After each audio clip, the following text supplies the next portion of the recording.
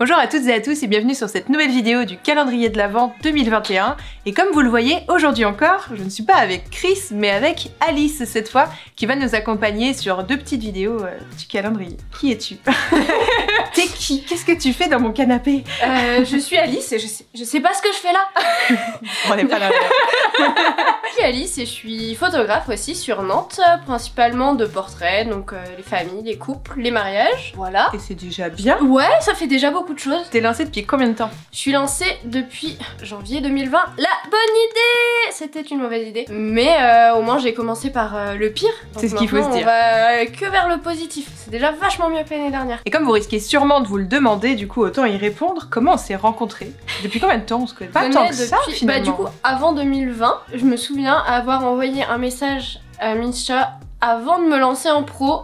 Quand j'hésitais, quand j'avais envie, mais que ça me faisait peur et où on en avait un peu parlé et où la morale ça avait été que des fois fallait se lancer. Je t'ai pas dit c'est la pire idée du monde, ne fais surtout pas ça malheureuse. Et non, tu m'as pas prévenu de toutes les galères. Je t'ai pas dit attention il va avoir le Covid, ça va être chiant. J'avais pas ta boule de cristal. C'est ça. Et au final t'as osé franchir le cap. Et est-ce que tu regrettes de t'être lancée finalement en 2020 malgré tout? Bah non, parce que justement j'ai commencé dans les vraies galères, parce que pour le coup ça a été quand même comme année pour se lancer, une vraie année de galère qui s'est pas du tout passée comme je l'avais prévu à la base. Ça qui est bon. Ça m'a préparé un peu au pire. Du coup, je vois ma progression et je me dis que c'est pas si mal plutôt que d'avoir peut-être commencé très bien et après avoir eu une grosse année de désenchantement où je m'étais prévu des trucs fantastiques qui ne sont pas passés. Nous, en 2020. Voilà. Nous, il devait se passer plein de trucs trop cool en 2020. Peut-être que c'était un mal pour un bien. Il n'y a pas de bons moments en vrai, c'est vrai que ça c'est un peu... Ce sera peut-être le thème d'une prochaine vidéo, c'est pas ce qui nous amène aujourd'hui, mais... Après cette longue introduction, mais finalement pas si éloignée du sujet du jour, la question en effet à laquelle on va tenter de répondre aujourd'hui, c'est comment trouver de nouveaux clients. Et on s'est dit qu'à deux photographes pros, on devrait avoir des idées. On va voir tout ça.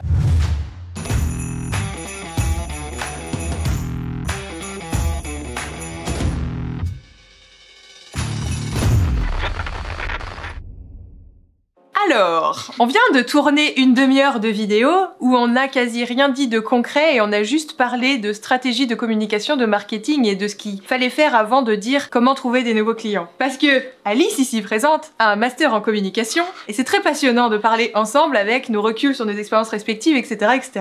Et on s'est juste beaucoup trop emballé.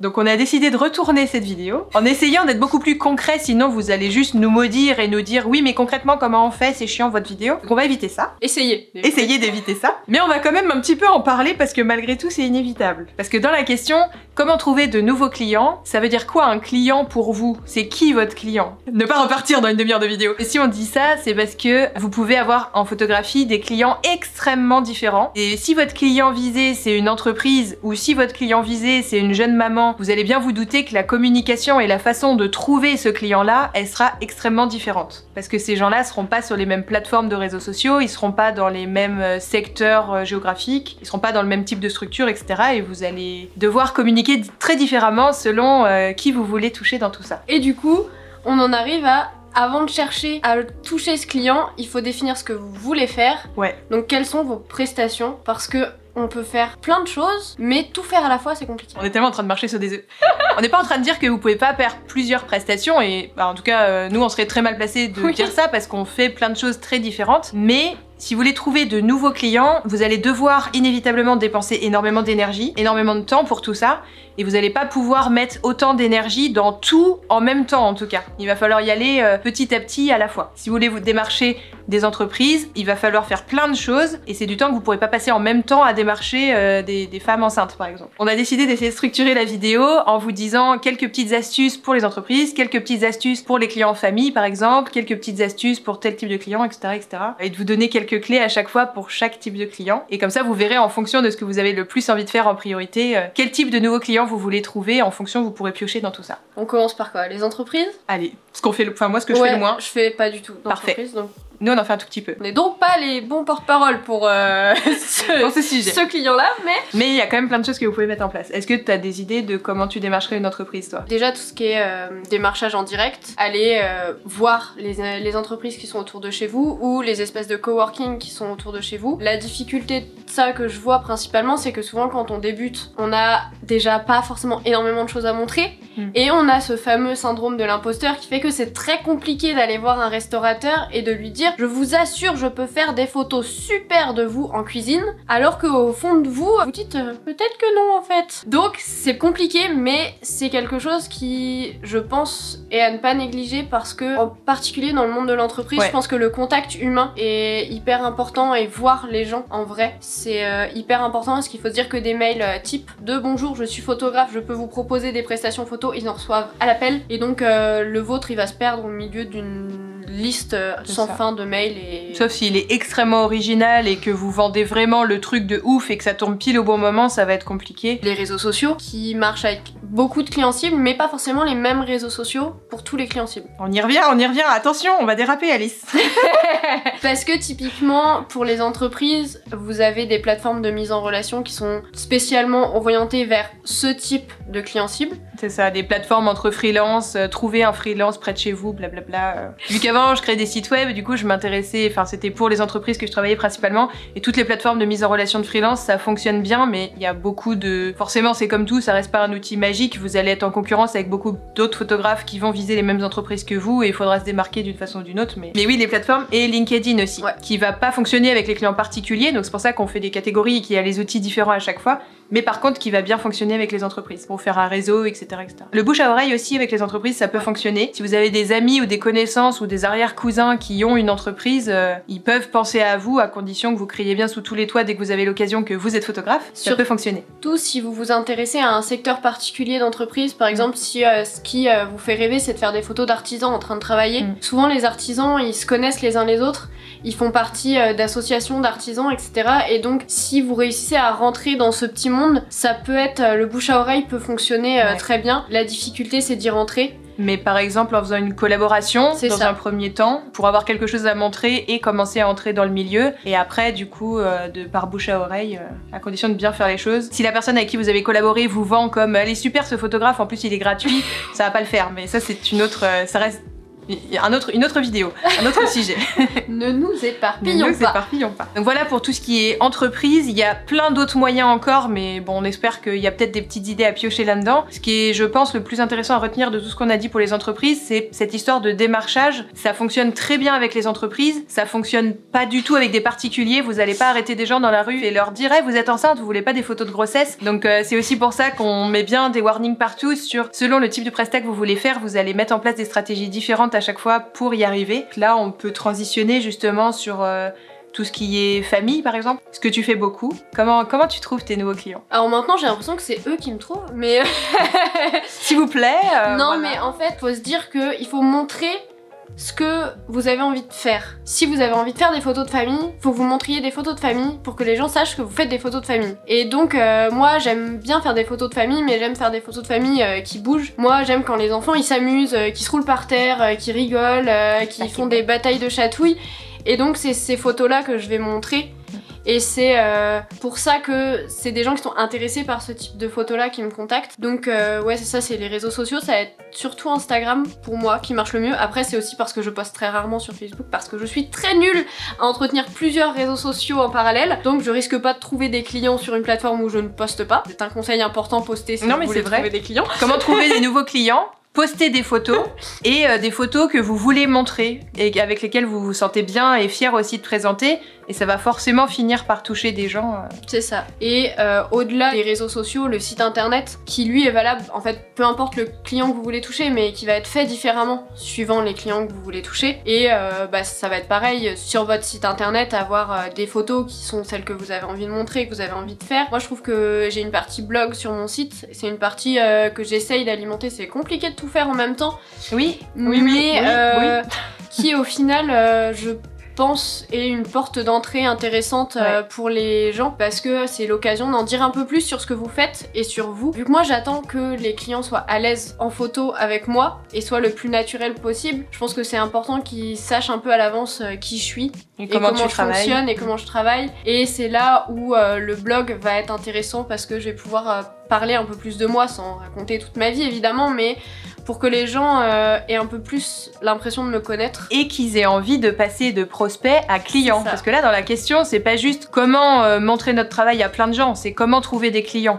Et pour trouver des clients, il faut être visible, mais au-delà d'être visible, il faut être visible correctement pour que la personne elle soit suffisamment convaincue pour nous prendre une prestation, quoi. Donc ouais, c'est très pertinent tout ce que tu dis. Le blog, ça peut être justement le vecteur de conversion de... Ouais. Et puis leur montrer des choses qui leur parlent et qui peut-être leur font envie, mais ils se disaient que c'était compliqué, alors qu'en fait on leur montre que c'est pas si compliqué que ça. Et ce qui est important dans ça, en effet, c'est de montrer aussi des photos et des contextes dans lesquels les clients peuvent se projeter, et du coup ça va justement leur faire franchir le cap de devenir un client chez vous, parce que ils seront tombés un jour sur une séance que vous avez fait où ils vont se dire ah mais c'est exactement ça que je veux moi aussi. Donc ouais, vraiment au-delà de juste se dire faites un site et des réseaux sociaux, c'est non, montrez beaucoup de ce que vous faites et montrez des exemples très concrets de ce que vous pouvez proposer aux gens sur votre site, vos réseaux ou peu importe la plateforme. Ça va aider les gens à se projeter et donc à les transformer en clients. Après ça c'est valable pour les familles, mais ça marcherait évidemment sur d'autres clients cibles. Et avant de passer du coup justement à ces autres clients, on a parlé du site web du coup avec son blog associé etc. Mais du coup j'ajoute la petite mention Google My Business. Placez-vous sur Google Maps, c'est gratuit, c'est un service par Google. Souvent les sites web, ils sont pas très bien référencés, encore une fois il n'y a pas de technique miracle pour qu'ils soient bien référencés, ça va demander du temps et beaucoup de travail inévitablement. Du coup pour gagner ce temps-là justement, vous pouvez vous positionner sur Google Maps et vous allez remonter beaucoup plus rapidement dans les recherches, notamment des gens qui habitent vraiment très proche de chez vous. Je sais qu'au début de notre nouveau site, il a fallu tout refaire niveau référencement et c'est allé vachement plus vite parce que justement on était placé sur Google Maps et nos premiers clients avec le nouveau site web, c'était que des gens qui habitaient dans notre quartier, c'était trop drôle quoi. On remontait facilement sur Google Maps parce qu'on était géolocalisé à côté de chez les gens. Autant tous les autres outils qu'on va vous donner, ça va prendre du temps, il n'y a pas d'astuce miracle, autant ça peut, bon à condition que le site web derrière il soit correct. Bien, etc. Hein, mais ça peut être le petit truc bonus qui fait que ça accélère la rencontre avec des nouveaux clients. Alors il y a Chris qui nous siffle. Dis donc, Chris il passe dans sa voiture là et il nous siffle. Il y a Chris qui vient de nous souffler dans l'oreillette les écoles pour les clients familles. Si vous faites des photos dans les écoles, en effet, et que vous le faites bien, et que vous communiquez bien, et que vous êtes hyper sympa auprès de tous les parents des familles, vous allez en effet pouvoir toucher ces clients-là et avoir après les cousins, les sœurs, les frères, etc. Il faut que vous justement pensiez à bien communiquer, bien présenter votre travail, être hyper sympa avec les familles et pas arrêter l'expérience à j'ai fait une photo de l'enfant une fois et terminé, ça y est, ils vont revenir vers moi après parce que j'ai touché ces gens-là quoi. Et il faut qu'ils soient au courant que vous faites des photos de famille à côté des photos mais oui, mais de ouf, t'as raison, c'est la base. Moi, quand j'étais enfant, je pense que ça serait pas venu à l'idée de mes parents de contacter le photographe qui faisait les photos de classe, pas parce que ces photos étaient pas jolies, mais simplement parce qu'on n'était pas au courant de ce qu'il faisait à côté. Je peux pas vous dire le nom de cette personne, je peux pas vous dire si à côté il faisait des photos de famille ou si son vrai truc c'était les photos d'art et qu'il faisait les photos de classe parce que c'était une période dans l'année qui lui permettait d'avoir de l'argent, parce qu'on va pas se mentir, des fois ça fonctionne un peu comme ça aussi. Donc si vous le faites en sorte qu'on connaisse votre nom, que les parents soient au courant que vous pouvez leur proposer des séances hors de l'école. C'est vrai, non mais t'as raison, c'est la base. En fait, comment trouver des nouveaux clients, expliquer ce que vous faites à chaque fois, à tout le monde, tout le temps. Parce que les gens, même s'ils vous connaissent, en effet, ils peuvent facilement vous mettre l'étiquette de « ouais mais lui il fait de la photo scolaire, point ». Bah en effet, si vous communiquez jamais sur le reste, ils pourront pas le savoir quoi. Donc par exemple, ça peut être au moment où vous faites la galerie pour que les parents ils choisissent la photo de leur enfant, etc. De mettre des petits messages dans le menu par exemple, ou dans le pied de page, ou de mettre un petit mail avec si vous voulez en savoir plus, je fais aussi des photos de famille, n'hésitez pas à aller voir ou quoi. Et enfin, en tout cas, si vous le faites bien, il y a moyen que. Ouais, mais ça nécessite un peu de réflexion sur comment le faire pour pas être juste cantonné, agressif non plus. Ouais, pas être agressif, mais pas non plus être cantonné aux photos de classe et juste montrer que vous faites autre chose. Comme on est encore en train de faire trop long, on va essayer d'accélérer pour la suite, mais vous allez comprendre, c'est toujours un peu le même concept. Donc là, on a parlé de la famille, mais plus des enfants un peu plus âgés. Vous avez tout ce qui est le sous-secteur dans la famille, tout ce qui est grossesse et naissance, qui est quand même un secteur un petit peu différent, où par exemple, en plus de tous les outils qu'on a donnés avant, qui vont s'appliquer aussi pour les grossesses-naissances, vous allez avoir tout ce qui est partenariat avec des sages-femmes par exemple, ou des maternités, ou des cliniques, ou de tout ce qui est activité autour de la maternité. Par exemple, le yoga prénatal, c'est comme ça que ça s'appelle ? Ouais. Je sais pas, ouais.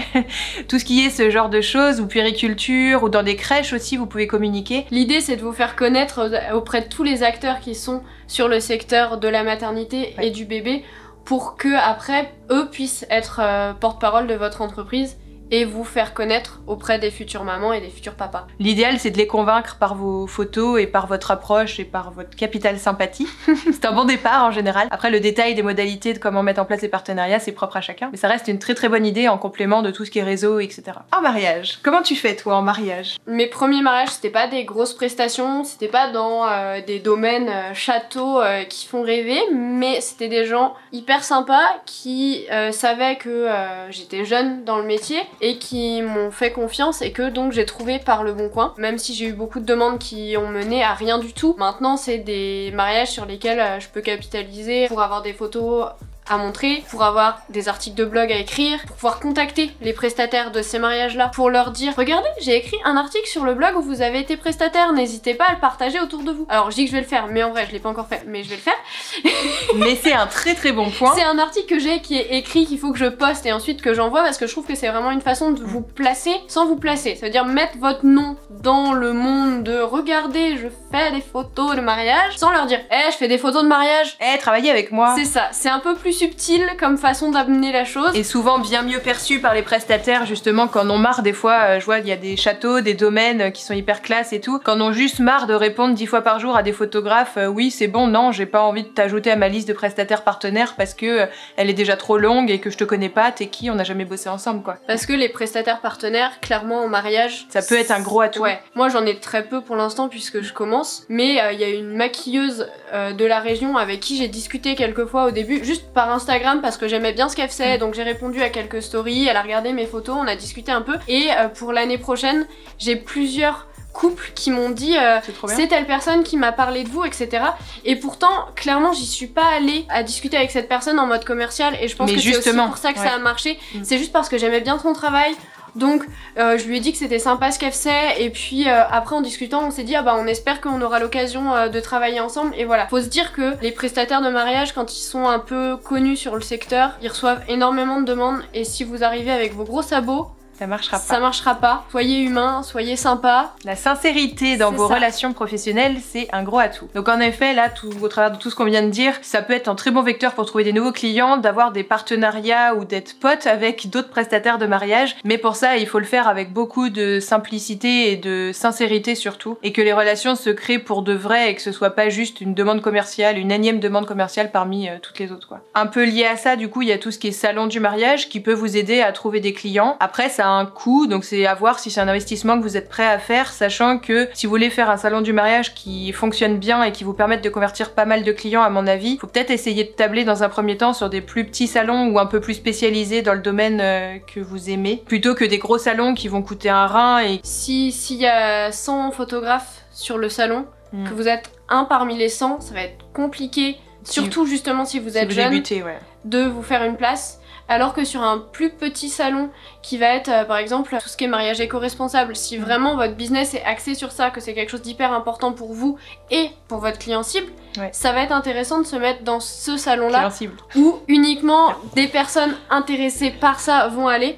Et on en revient toujours à l'histoire du client cible, mais... Non mais ça va vraiment vous faire gagner du temps et de l'énergie, justement, plutôt que vouloir être partout à la fois, vous allez pouvoir concentrer vos efforts sur des trucs plus pertinents. Donc on n'a pas encore parlé de tout ce qui est plateforme de mise en relation entre les photographes ou les autres prestataires de mariage et les clients futurs mariés. Ça peut fonctionner, encore une fois, pour un certain type de client cible, mais si vous montez en gamme, après, honnêtement, ça va pas marcher, quoi. Enfin, vous allez être au milieu d'un supermarché de photographes, et les clients, ils vont choisir à qui fait le moins cher. Ça peut fonctionner, vous pouvez trouver quelques clients sympas, quelques mariages sympas qui vont bien tomber, ça va bien se goupiller et vous allez être très content. Donc ça reste un vecteur comme un autre. Il y a des plateformes qui sont très généralistes et il y en a d'autres qui vont être plus ciblées sur un certain style de mariage, sur vraiment une niche, ou en local des fois, ou en local. Et si c'est ce qui intéresse votre client cible, dans ce cas-là, ça va être intéressant d'être sur ces plateformes-là parce que ça va être des gens qui de base sont intéressés et ont une démarche qui est autre que d'aller sur un site très généraliste où il y a beaucoup de monde. Et vous allez vous faire harceler par les commerciaux de cette plateforme, pas des très bonnes expériences. Non, par ici non plus. Hein, mais... Et en lien avec tout ce qui est les autres prestataires de mariage, donc on a parlé des lieux, des maquilleuses, coiffeurs, ça peut être aussi les créatrices de robes, et bien évidemment les wedding planners. Ça peut être un bon atout si vous arrivez à collaborer avec, mais encore une fois, ça va dépendre de votre clientèle cible et de qui est la wedding planner, de comment elle travaille et de si tout ça c'est très connecté avec votre façon de travailler. Et même si le feeling passe bien avec la wedding planner, parce qu'on en revient à la sincérité. Mais si vous êtes juste faux avec un ou une wedding planner et qu'ils sentent que vous êtes là juste pour le business. Au contraire, ça va vous fermer des portes. C'est ça. Un des derniers secteurs où il y a peut-être 2-3 trucs à dire, en tout cas de ce qu'on en connaît, ça va être tout ce qui est dans la photographie d'animaux de compagnie. En plus de tout ce qu'on a déjà dit, vous allez pouvoir mettre en place des partenariats avec par exemple des vétérinaires, des salons de toilettage, des animaleries. Ça peut être sous plein de formes différentes, la forme d'un événement ponctuel organisé en collaboration avec eux. Et donc ça va vous permettre de communiquer auprès de clients qui seront directement ceux que vous voulez viser puisqu'ils ont des animaux et ils seront un minimum déjà qualifiés. Et je pense que du coup on pourrait décliner encore des milliards d'autres catégories de photographie et des milliards d'autres façons de trouver des clients, mais je pense que on peut déjà voir au travers de tout ça qu'on peut résumer un peu à trouver des partenariats et des vecteurs de communication, mais faites-le toujours avec beaucoup de sincérité et plutôt qu'essayer d'être à 15 endroits différents, essayez peut-être plutôt dans un premier temps de vous concentrer sur 2-3 canaux d'acquisition de nouveaux clients et le faire bien. Ce sera plus efficace. Par exemple, pour l'exemple des animaux de compagnie, si vous mettez des flyers dans 15 cliniques vétérinaires différentes avec qui vous n'avez pas créé de réels liens, ces gens-là, ils vont pas chercher à vous vendre, ils vont laisser traîner les flyers dans un coin, ils vont les mettre à la poubelle et puis ça vous apportera jamais de nouveaux clients. Alors que si vous allez chez votre vétérinaire qui vous connaît déjà bien, que vous parlez un peu de votre travail, si votre vétérinaire vous apprécie, que le lien est sincère dans la démarche, dans l'échange, etc., il aura beaucoup plus facile à parler de vous et à promouvoir votre activité et donc à vous rapporter des nouveaux clients que si vous êtes partout et nulle part à la fois et voilà. Sachant aussi que tout ça, c'est des choses qu'il va falloir que vous expérimentiez par vous-même parce qu'il y a certains canaux de communication qui vont convenir à certains photographes. On parlait du client cible, mais il y a aussi qui vous êtes vous et qu'est-ce qui vous convient à vous. Si vous détestez une plateforme et que vous vous acharnez dessus parce qu'on m'a dit qu'il fallait communiquer là-dessus, mais que vous aimez pas, ça va forcément se ressentir, même inconsciemment. Enfin, il va avoir un truc qui va pas fonctionner. Moi et Facebook, par exemple. Vous allez dépenser beaucoup trop d'énergie pour peu de résultats. Essayez plutôt de trouver votre façon de faire et ce qui vous plaît. Et on revient au fait de savoir quelle prestation vous avez vraiment envie de faire au fond. Ça va vous permettre aussi de déployer beaucoup plus d'énergie et de bonne volonté dans tout ça. Et forcément, au bout d'un moment, ça va se ressentir et ça va finir par porter ses fruits. Là, on vous a cité beaucoup de canaux d'acquisition de clients, mais il faut vous dire qu'il n'y en a pas un qui va être un canal miracle et une solution parfaite. Ça va être beaucoup de temps pour trouver des clients. Alors je sais que c'est pas ce qu'on a envie d'entendre quand on débute. Au début, c'est compliqué et plus vous en aurez, plus vous en aurez. C'est un cercle vertueux et donc faut pas abandonner au premier problème, sinon moi qui ai commencé en 2020, clairement je serais plus là avec vous aujourd'hui pour parler photo. Il faut vous accrocher et rien n'est parfait, mais si vous le faites sincèrement, je pense que ça finira forcément par marcher parce que vous le ferez avec du cœur. Ah oui, téléfilm de Noël. Donc on espère que ça vous aura donné quelques petites pistes à suivre. N'hésitez pas à nous dire en commentaire comment vous faites pour trouver vos nouveaux clients, si vous avez plein d'autres stratégies qu'on n'aura forcément pas dit ici. Merci à toutes et à tous d'avoir regardé cette vidéo jusque là. Et bonne photo à toutes et à tous. Oui.